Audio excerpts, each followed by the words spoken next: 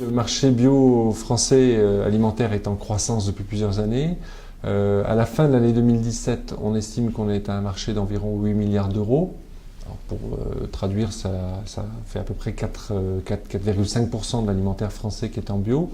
Des croissances depuis plusieurs années qui sont entre 15 à 20% par an, avec en particulier la possibilité finalement pour les Français d'acheter à la fois en vente directe à peu près 18% de part de marché, en magasin bio 34% et en grande distribution entre 42 à 44%. Fin 2017 toujours, on avait 36 600 précisément exploitations agricoles qui avaient au moins une partie de leur activité en bio.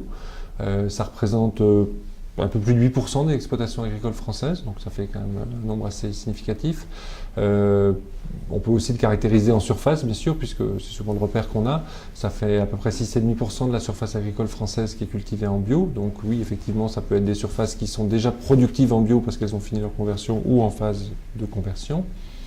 On peut aussi citer d'ailleurs le chiffre de l'emploi, parce que c'est toujours intéressant de dire 6,5% des surfaces, 8,5% des fermes et 11% de l'emploi agricole en bio. Donc ça montre que c'est une activité qui est plus génératrice d'emplois finalement qu'en conventionnel.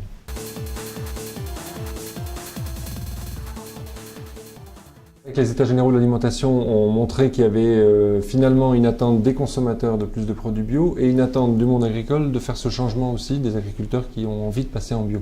Donc une fois qu'on a réuni tout ça, le travail des États généraux, comme vous le savez, s'est fait sous forme de plan filière, c'est-à-dire finalement on a regardé produit par produit comment on voulait faire évoluer les gammes et en particulier vers les produits sous signe de qualité, dont l'agriculture biologique fait partie. Ça a donné le fait de dire finalement il faudrait en l'espace de 4-5 ans doubler la production de la plupart des matières en bio et puis rattraper les parts d'importation où on est capable de produire en France.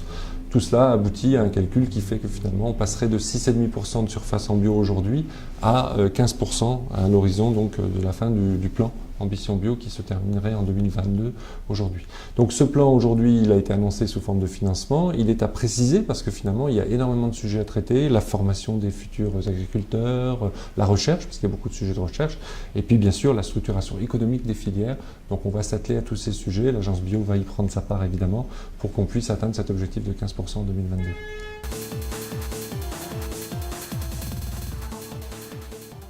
Ce qui est notable depuis 3, 4, 5 ans, c'est qu'il y a une grande démocratisation, si je puis dire, de la consommation de produits bio. On n'est plus dans ce qu'on imaginait à un moment donné, des bobos parisiens en train de consommer des produits bio. Ça s'est beaucoup développé, ça touche beaucoup de monde. C'est vrai que la question du prix des produits bio est une question qui pose problème à beaucoup de consommateurs. C'est souvent un frein à la consommation, en tout cas qui est affiché comme tel, en disant les produits bio sont trop chers pour moi, ou en tout cas je peux pas m'en acheter beaucoup. Donc on verra la suite un peu de l'histoire parce que pour l'instant finalement les consommateurs ne consomment pas tant que ça en bio. On disait tout à l'heure 4,5% du marché alimentaire français est en bio, donc on est encore un peu au début de l'aventure finalement. En tout cas ce qui est net c'est qu'aujourd'hui c'est aussi bien une consommation en zone rurale, périurbaine ou en grande ville qu'une consommation qui touche toutes les tranches d'âge aussi et puis tous les niveaux sociaux également. Donc on n'a pas vraiment une typologie de ce type-là. Par contre, c'est vrai que ce qu'on voit, c'est qu'il y a des régions plus favorables que d'autres.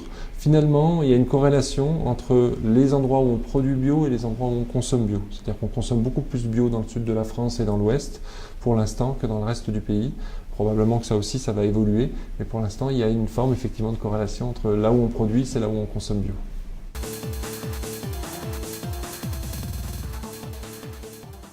Ce qui est intéressant dans en tout cas la consommation de produits bio et la démarche des Français quand on les interroge, notamment ce qu'on fait à l'agence bio tous les ans, on fait un baromètre auprès des consommateurs, c'est de se rendre compte finalement que consommer bio n'est pas un sujet isolé. C'est-à-dire que le consommateur qui consomme bio nous dit également je consomme plus de produits frais, plus de produits de saison, plus de produits locaux. Donc on se dit finalement cette démarche qu'on va appeler vertueuse, elle va continuer, elle va progresser et est-ce qu'elle sera caractérisée par une partie importante de bio ou pas finalement? Est-ce que c'est si important? L'important c'est que les consommateurs se réintéressent à ce qu'il y a dans leur assiette et comment ça a été produit. Et ça on croit effectivement que c'est plutôt durable. Mais au-delà de la croyance, il va falloir l'entretenir. Donc je crois que c'est vraiment un travail de tout un chacun de dire, puisque le consommateur veut s'intéresser à la façon dont on travaille, dont travaillent les agriculteurs, dont travaillent les transformateurs, et bien jouons le jeu, communiquons sur ces questions-là.